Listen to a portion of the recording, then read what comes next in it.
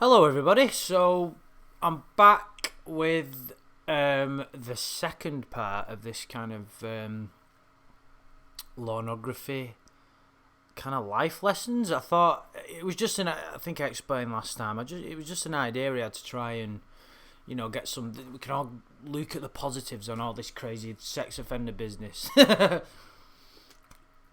No one's ever said that in the history of the fucking planet, but here we go. But yeah, it was just, I've been interested in all this lawn business for a while, and, I think I mentioned before, I occasionally get messages from people, quite often, that say that lawn videos, some of mine and some of the other people's, have kind of helped them through like a tough part in their life and made them kind of see positives in things. So I thought I'd sort of look at the whole, the main points of what I think we can sort of take from Lorne's plight and turn it around and look at positives. Now, I just want to thank everybody who made a comment on the last video that I did. I think it was 2 or 3 weeks ago, because I think I did mention that I was kind of like losing my enthusiasm a little bit to carry on. Some of which because I didn't think it was necessarily the highest thing to do. You can have a bit. I'm not fucking a total boring fucker and saying, I'm not talking about a sex offender anymore because we can't, have a go at him. But I was trying to sort of use my time valuable, in a more positive, in a more valuable way for my own interest. But because of the comments that people have put on the last video about how much they enjoy my videos and they get something out of it and they just enjoy listening to it, it kind of makes me want to still do one every so often. So thanks for that, everyone. And obviously, we'll continue. I can't put the content out the amount that I used to. It's a shame, really, because I've got ideas for these videos. I'm going to be doing a stream in the next few days with Shin's Koala. It's going to be quite interesting. It's going to be about like the differences between the opportunity predators and the kind of manipulation. This video is going to be slightly in relation to sort of manipulation, really. And also, I've still got the McFetridge chat to finish and the John Dupee one, and I've still got all the chat logs of the Predators. Do you know what? If I could do this full time and make money out of it, I would do, but I don't think it's really possible. I just can't justify as much time on it as, we've all got lives and things to be getting on with. This is a nice little, hobby. So, the sort of theme of this one, something that is prevalent in the whole Lorne saga, probably maybe the most important point, apart from bizarre sexual tendencies, but yeah, the sort of, it's telling the truth and how important it is, and how not being able to do that as can destroy your life. And we look at Lorne's plight. That is, what greater example could you get? You know what I mean? So I thought I'd look at it from the perspective of kind of his situation before and during the sort of chat log. So if we just go to the chat. Hello, everybody. So yeah, the thing is with Lorne,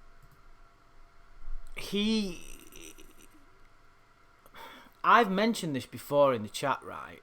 To Kayla, when he's talking about his life and his situation, he's kind of candid. In a way, he doesn't bullshit and say he's, he's a millionaire, or, he's got all, you know, he's got women chasing after him left, right, and centre. He doesn't say. He doesn't bullshit that much. He's kind of mainly honest about his situation. If we just kind of take a are you gonna think about me when you're in the shower?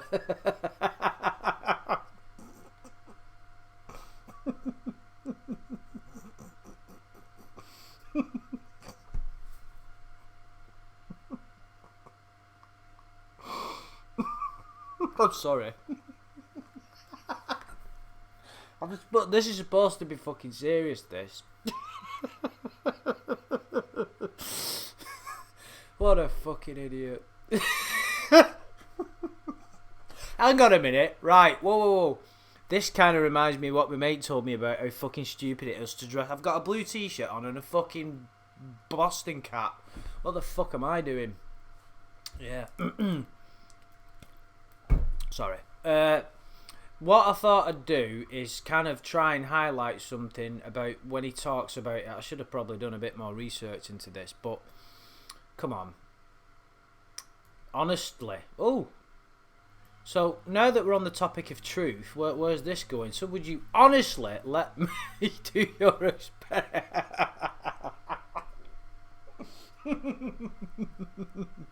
Oh, this is brilliant, right? This is the universe kind of making us have a laugh. Because the thing is, you know, like I've said, as much as I'm trying to make a positive spin on this and try and maybe we can learn something together, well, not learn, but, you know, kind of get something out of it. It's always important to try and not take life too seriously. You've got to have that balance.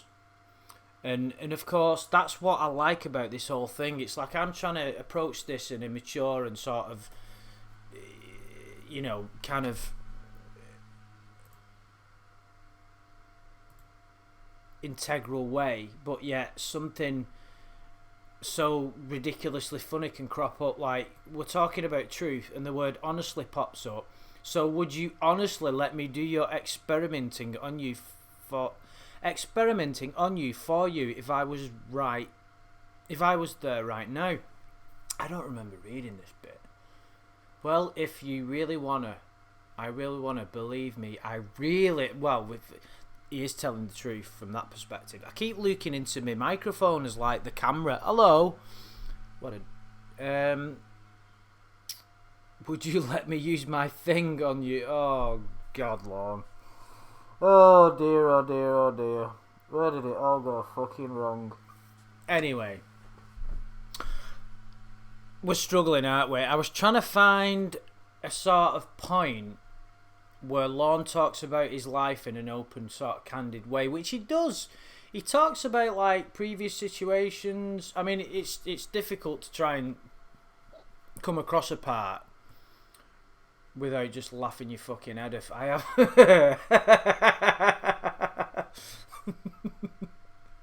I have an itch on my penis. Will you come here and scratch it for me? What the fuck? What the fuck? Look at this, right? I have an itch on my penis. Will you come here and scratch it for me? Lol, I wish. Who are you fucking talking to here, man? Lol. Then just a lol. Will you kiss it for me after you scratch it? Lol. I wish that could happen right now to me. It's just... Oh my... Would you suck on my penis if you... Oh, you fucking horrible bastard. Anyway. Let me try and forgo my laughing for a little bit. But with regard to him... There are parts when he talks about his family openly and stuff like that. So it's not like he goes into it all with the intention is I'm going to bullshit this girl about how great I am and give some kind of sophisticated lie. That's not his tactic. He's not adopted that tactic of outright deception with regard to him as a person and his situation. But Lorne's plight with regard to the truth, and it's something I wanted to touch upon, is his self-deception. Now, that, as we all know, is something that stems through it right from the beginning of this chat here. Within the first few lines, let's see, it starts at 9:22 and 46, and at 9:24 and 39, within 2 minutes, I'm a good guy. I don't know how that B ended up there. I'm a good guy. Right there, that's self-deception. But the thing is, he believes it. And it's I find this very interesting. Is because people who are bad don't think they are bad. You know, Lorne doesn't think he's a bad person. From one perspective, he isn't as bad as what some people would think him to be. He's twisted, but so are a lot of people. And Lorne's inability Lorne's self-deception is a lack of self-reflection. It's all interlinked. His lack of responsibility, his lack of ability to tell the truth to himself is his plight. Now, of course, it's a funny thing, because when I say when he says here, I'm a good guy, and I'm saying it's self-deception because he's not. It's something I've touched upon quite a lot, and it's a honestly held belief of mine. Nobody is bad in their nature. I'm not going to get too deep into this, but if you look into the sort of any of the ancient spiritual texts, the Tao Te Ching, and is that pronounced right? The Tao Te Ching, yeah. Marcus Aurelius's book, Meditations, all the great ancient spiritual texts and true religion, if it's interpreted correctly, say that we are in our very nature goodness. We are good inherently, and the world, you enter into the world, and it's meant to challenge you. It's meant to push you into your boundaries. Otherwise, there's no growth. You're meant to be challenged, and some people come into this world in the most horrendous situations, like to parents who literally beat the shit out of them or don't care, they abandon them. Listen, I'm not patronising anybody. You know the terrible things that go on in the world. It's like the Christchurch thing last week. I touched on it briefly. Me and Adam did a video on his channel. I unfortunately saw that video that he. Let's say unfortunately, it was a morbid curiosity. And how deeply someone's mental illness, to be like that and to do what he did, it's disturbing. But it's a combination of, you come into this world and we're all the same, all of us. We all shit ourselves when we're born and cry excessively and we need urgent care straight away. We cannot survive in this world. We're brought into this world by our mothers, and then immediately, if we're not cared for, we die. It's as simple as that. So we're nurtured, aren't we? We're nurtured into this world from the first second. If you're left, you're gonna die.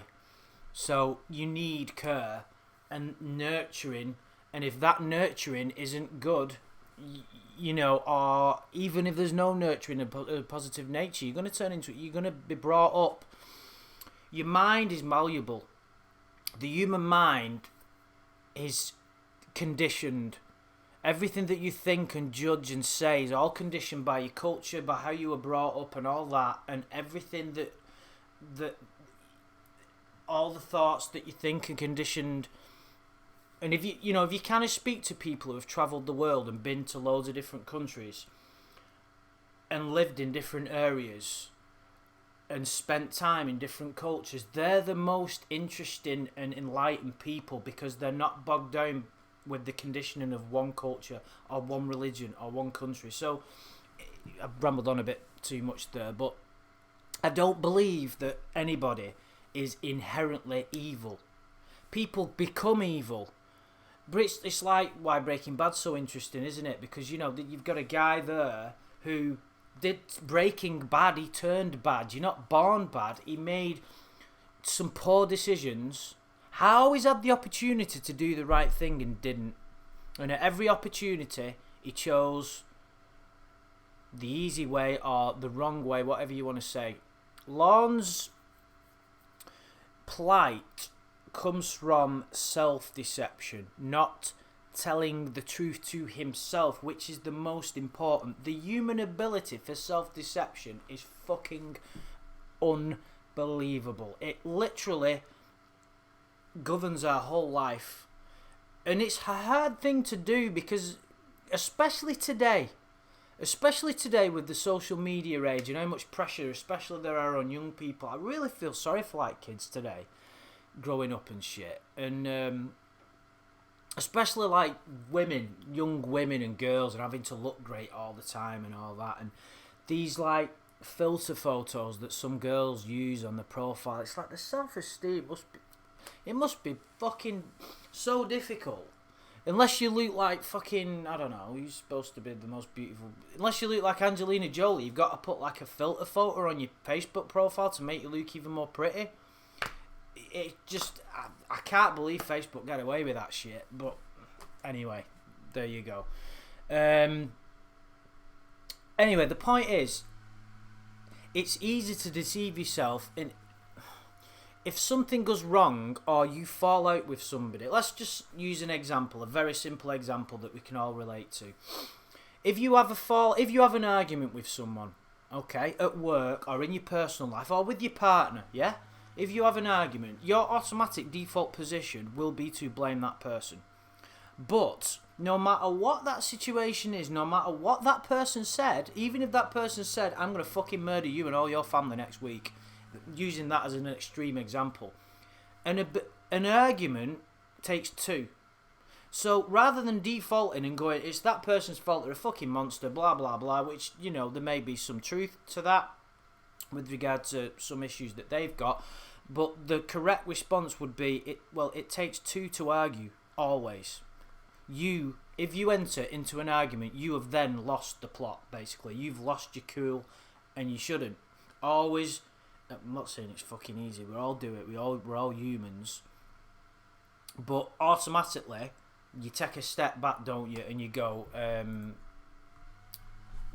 hang on a minute, you know, when you look at it objectively, it's not easy to do, but in all situations it takes two to argue. So your normal default position would be to blame the other person, say that they're wrong. It's like people in arguments, especially online. It's like, you know, I'm on Facebook, some people have added me and shit, but you see now, don't you, like, people can basically spend their entire day arguing with people on Facebook about things as stupid as, like, I click on, like, Netflix, do advertisements on my Facebook section, because I watch Netflix quite a bit. So I don't know, there was like an advertisement for Ricky Gervais's new series, is it Afterlife, which I've not watched yet. And I just clicked in the comments because it's a good way of getting honest reviews about how good something is, rather than reading the fucking bullshit reviews that journalists put out, which are all fucking swayed by, they're all shills basically. There's just no honest journalism anymore. I don't even read newspapers or anything. But anyway, so the comments section is generally a good opportunity.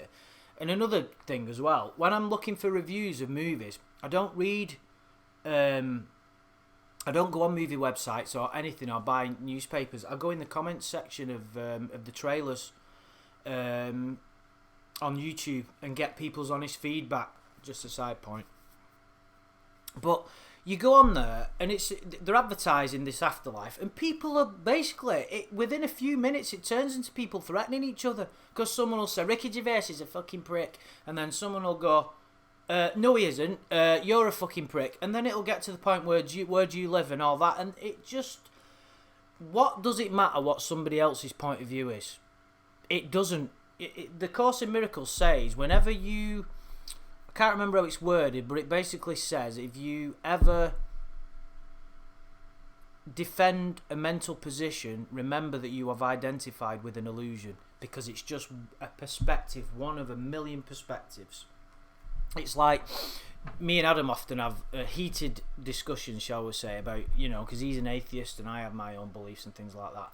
But it doesn't matter to me that he has these beliefs because it's just a belief. It doesn't make any fucking difference. I don't think any less or more of him or anything. He has his beliefs and I have mine. It's irrelevant. You know, a belief is just a belief. A belief is just a thought. That's all it is. It's got no reality. The only really thing that matters in your life is, are you kind to other people and are you true to yourself? That's all that matters. So a belief is fucking totally irrelevant. What? Anyway, Lorne's plight is his inability to tell the truth to himself, and that's the most important thing. Now, he doesn't tell the truth to other people because if you look at the lawsuits and stuff like that, you know, fucking hell. But this is what I mean, you know, all the crazy lawsuits and saying like, I told her no many, many times and all that bullshit. Well, he believes that because what he decided to do when he got busted, he was like, right, okay, automatic default position, don't take responsibility, don't self-analyse, look for external factors, don't get the truth from within, which is what he should have done. He's like, right, okay, I'll blame NBC, I'll blame this, that, blah, blah, blah, blah. And he's going off on one because he can't. It's too hard. It's counterintuitive, really, to go within and self-analyse and really be honest with yourself about everything. And it's hard to do. It's very hard to do. There's people that won't do it. There's people that won't be honest with themselves, that won't look at bad things that they've done. They won't take the time to do things like that. They'll just drink for the rest. You know, they'll just get pissed every night. And talk to boring people about boring things rather than doing the hard work. And you know, I'm not saying everybody should fucking do. Everybody's got their own path. But I honestly believe that a lot of people don't spend the time wisely. Having fun is important. I really think that. Like, there's a couple of guys I follow on YouTube.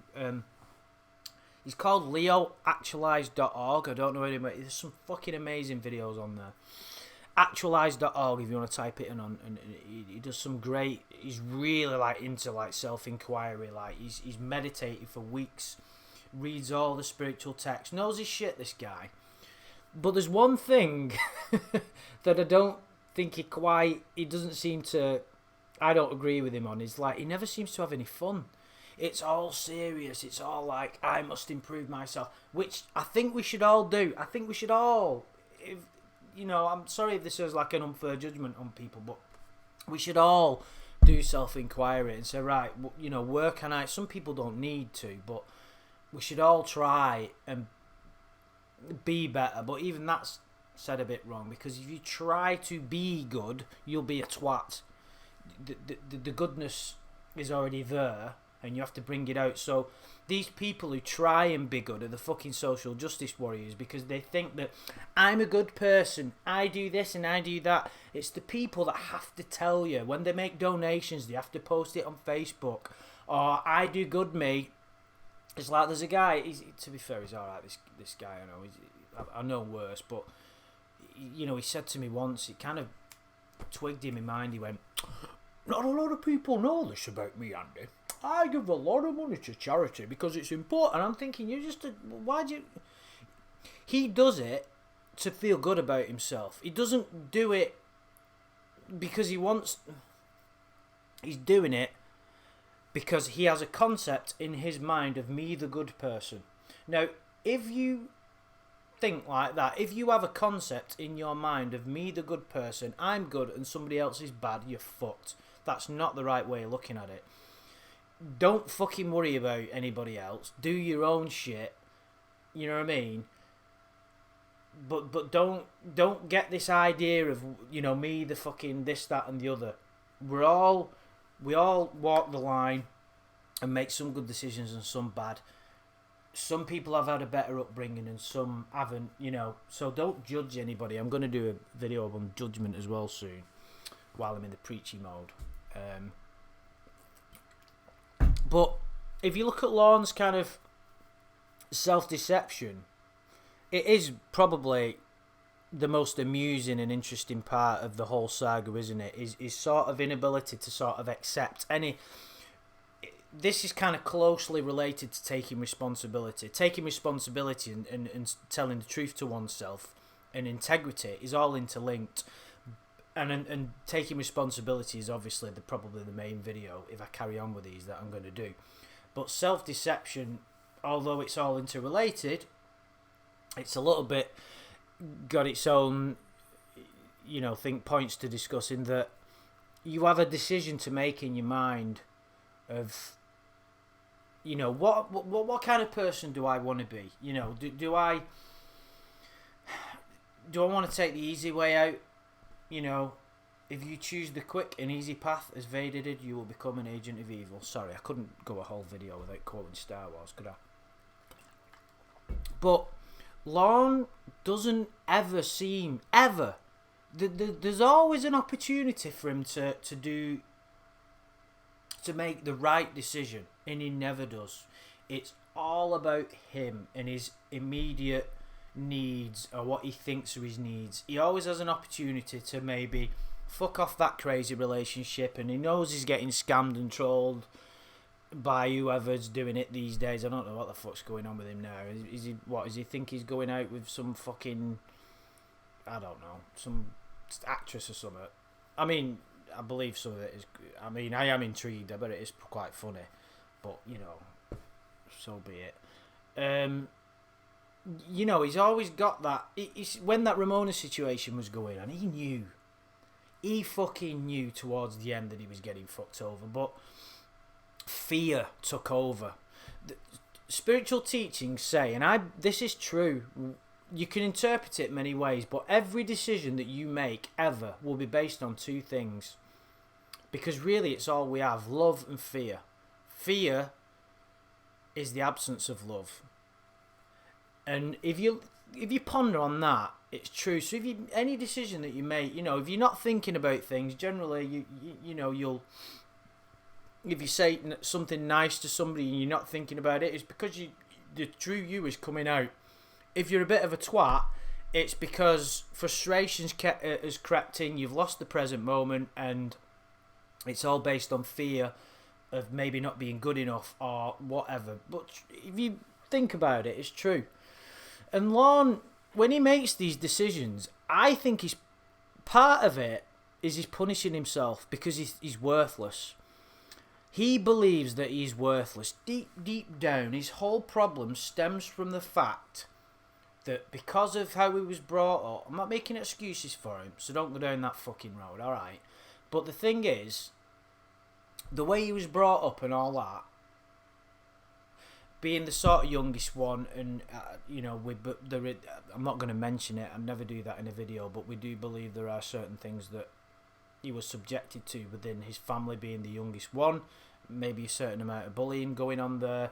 Mother was obviously struggling to look after him. His dad fucked off. We know that's prevalent there. Doesn't mean that he always, this is what I mean about, it doesn't mean he hasn't got the ability to do the right thing. But I think a part of it, because he feels worthless, and that's at the core of his being. It's not at the core of his being, but it's at the core of his human existence, worthlessness. Everything that he does stems from that. So, joined the Air Force, fucked off. It's involved in conflict, and then he did his own business, dealing with shit, probably because he feels like shit.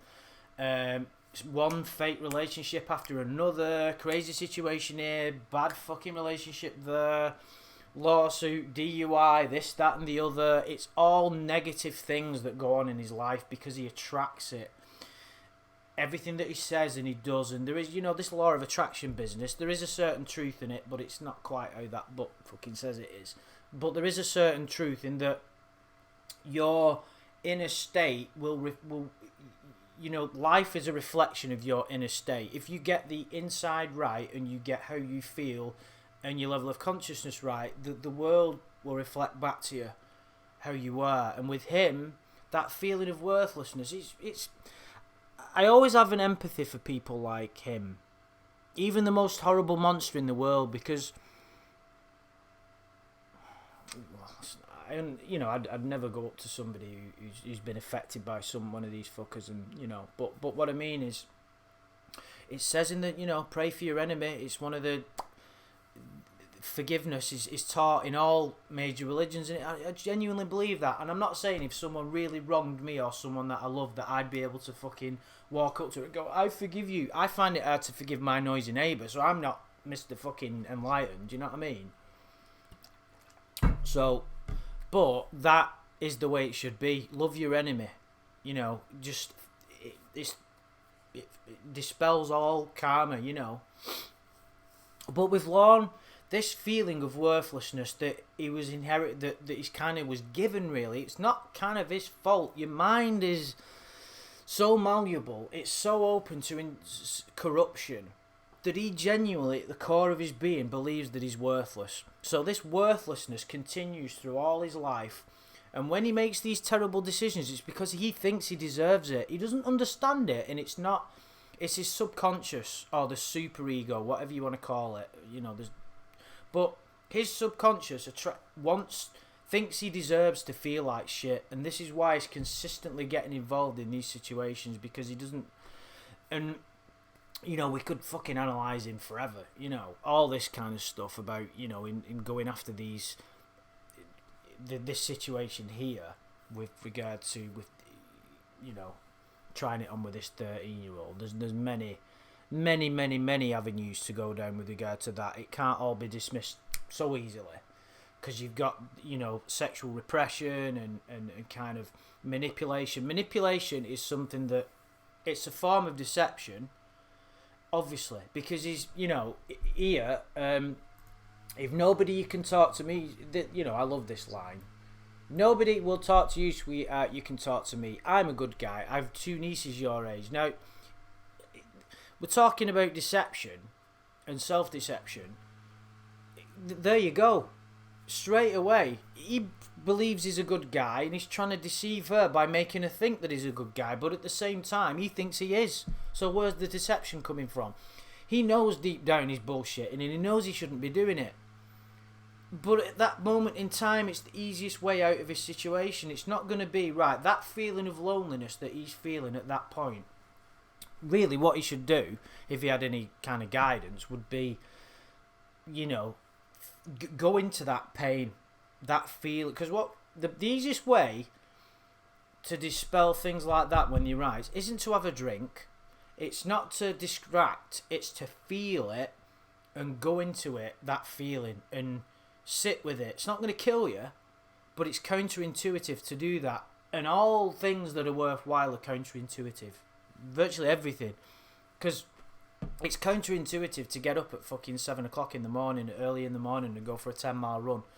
I did it last week because I know that, you know, that's just, you know, the way I am sometimes. But fucking hell, when that alarm went off, I was like, oh, for fuck's sake. It was like pissing down outside. It was fucking, you know, raining in Manchester. It's like, oh God. But I knew I had to do it. So I got up, did the run, and felt great for the rest of the day, and that's the point. But it was counterintuitive, and everything is, you know, feeling pain is counterintuitive. What do we do? Run away from it. You know, what does Lorne do? Run away from his problems, run away from his pain, run away from scamming people, runs away from his family, runs away from everything, runs away from himself.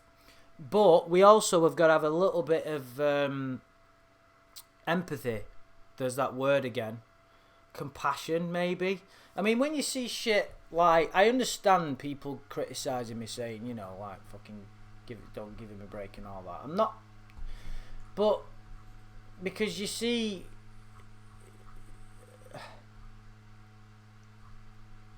when you see stuff like this,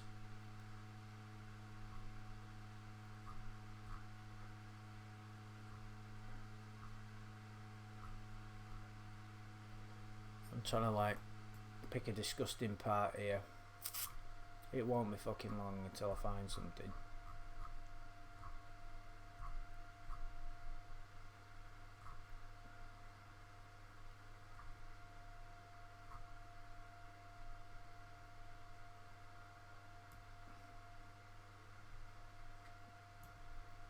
Well, I mean, when you see things like this, he's saying to a 13-year-old, "Are you in love with my penis, precious?" Oh I mean, you know, how could you have empathy for somebody who says that? But you got to kind of say how must it feel to be like that? How bad must it have gone? Lorne's never had guidance, but the reason he's never had guidance, the right kind of guidance, is because he's never left himself open to that. You can only get the right lessons can only come to you in life if you're open to it. You know, if you know, the blinds, the sun can't come through the window if the shutters are down. Do you know what I mean? And life's fucking tough. And you know, when things get like, because we all have bad moments, when things get, you know, because life's hard and my job's very, very tough sometimes. And when speaking of which, I've got to go to work soon, so I'm gonna have to quit.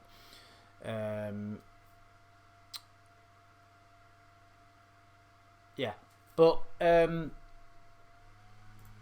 fucking hell, I've lost my train of thought then. What was it? Fucking hell. Sorry. It's completely gone. But yeah, I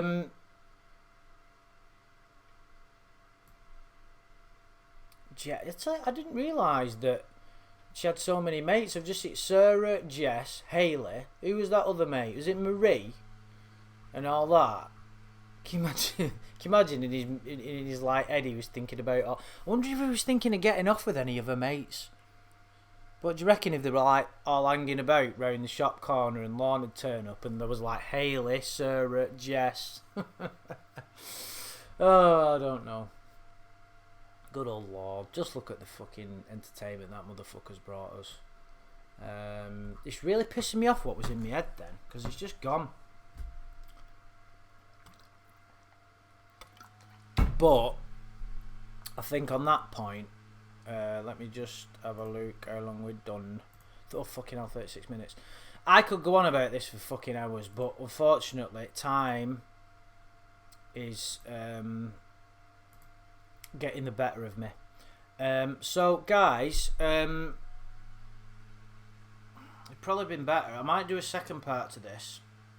Let me know, please, if you have enjoyed my rants about this stuff. I know a little bit of it's gone deep, and I know, but we've had a bit of a laugh, and I enjoy talking about this. It's pretty good, but there's no point doing it unless people enjoy it. So let me know if you've enjoyed this and if you'd like to see another one. And I'm gonna go, and I'll speak to you soon.